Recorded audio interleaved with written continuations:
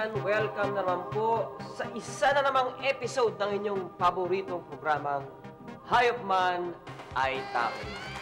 Ako ang lingkod na si Tarzan de la Forest.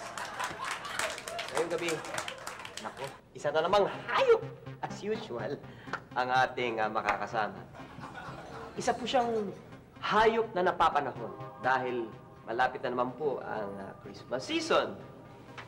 Tawagin po natin ang isa sa mga reindeer ni Santa Claus at hayaan natin siya na ang magpakilala sa kanyang sarili. Magandang gabi po. Magandang gabi po sa inyo lahat. Magandang gabi sa'yo. Teka, bagong lahat, napapansin ko parang medyo malungkot ka. May problema ba? Wala naman. Medyo nalulungkot lang ako dahil alam kong hindi po ako ang first choice nyo para maging guest ngayon eh. Alam ko una yung tinawagan, siyempre si Rudolph, yung sikat eh. Aminin ko. Oo nga, si Rudolph nga yung tinawagan namin. Pero huwag ka mag-alala. I'm sure pareho kayo ng katangian ni Rudolph, di ba? Medyo nga. By the way, ano ba ang pangalan mo? Ay, ako nga po pala si Olof. Ano ka ba? Olof. Olof. Kasama ba ni Santa sa sleigh yung Olof? Bakit?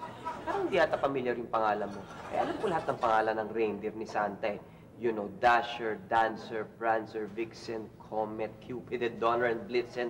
Sila yun. Pero wala yata akong naalalang Olof. Of course, Rudolph. Nandun po ako sa ibang kanta eh.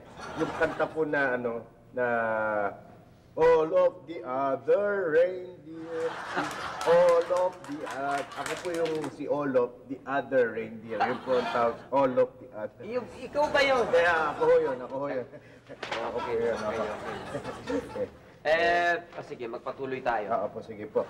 Tatanong ko, ikaw ba, Olof, masaya ka ba sa paghila mo ng sleigh ni Santa?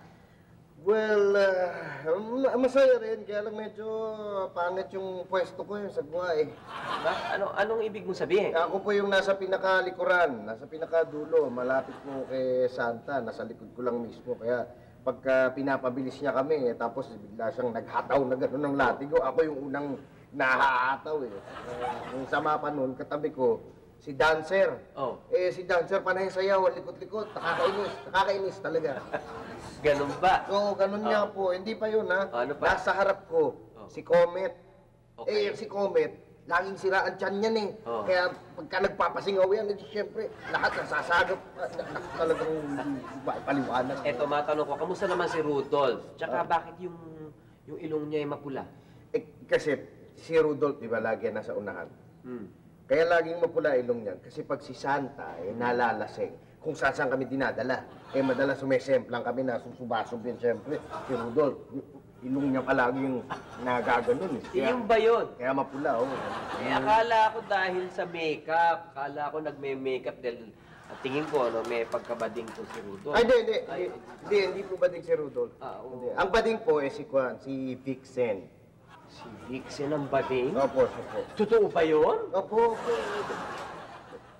May narinig na ba kayong lalaki pangalan? Vixen. Parang Vixen. Nakakainis nga dahil yung ibang reindeer tinutokso ko doon sa bading na yan. Oo. Sino naman nanunukso sa inyo? Hindi, sino ba? Si Cupid. Alam niyo naman yun, stupid Cupid yun eh. Kaya talagang panayat tukso sa akin, si Raulo. Okay, maiba naman ako. Ikaw, Olof, nag-enjoy ka naman, ha? Sa trabaho mo bilang reindeer ni Santa. Nag-enjoy naman ako dahil nakakapagbigay sa'yo sa mga bata. Alam mo, kahit once a year. Kaya lang, medyo dito sa Pilipinas, napapagod kaming mga reindeer. Bakit ka naman napapagod? Ang haba-haba ng Pasko dito eh. Pagpasok pa lang ng bear, yung September ba, nagpapatugtog ng mga Christmas song sa mga malls. At saka tagal hanggang January 6, sumaabot. Dahil inaabot pa rin yung Three Kings. Talagang napaka-tagal ng Pasko dito sa Pilipinas. Nakakapagod. Kung sa bagay nga naman, ano pa ba yung mga reklamo mo bilang isang reindeer ni Santa? Actually, merong isang matinding reklamo ko. Yan si Santa kailangan mag-diet dahil napakabigat niya eh. At hirap na hirap kami mga reindeer. Pero yung pagka hinihila namin siya, talagang nahihirapan kami, napapagod kami. Dapat yung sleigh niya eh, medyo gumanang konti, magpapayat siya. Sandali, di ba lumilipad naman kayo? Eh, lumilipad nga pa. Paano yung take-off tsaka landing? Hello? Alam mo, Olof, marami pa sana akong itatanong sa'yo, no? Ano po ba? Pero gaya ng dati, naku, naubusan na naman tayo ng oras. So, Olof, maraming salamat sa pagbisita mo rito sa amin. Maraming salamat This po. won't be the last. Thank you. Sana nga, medyo busy eh. Tsaka nga pala, Olof, baka pwedeng makisuyo, no? Kasi meron akong listahan dito ng mga wish ko, no? Baka pwede mo ibigay kay Santa itong mga... Sandali yun, hindi ho pwede sa amin yan. Bakit? Hindi ho kami tumatanggap niyan. Bawal ho yan eh, bawal ho yan. At saka di ba taga GMA7 kayo? Oo nga. Eh mag-wish na lang kayo kay Bernadette Sembrano. Ha? Sige, at medyo kailangan ko pa mag-ehersisyon. Bubuhat na naman kami kay Santa. Sige, salamat. Sige, salamat, Olof. Ito po ang inyong lingkod muli, si Tarzan de la Forest, na nagsasabing, see you next week. Hot and so hot and Anytime.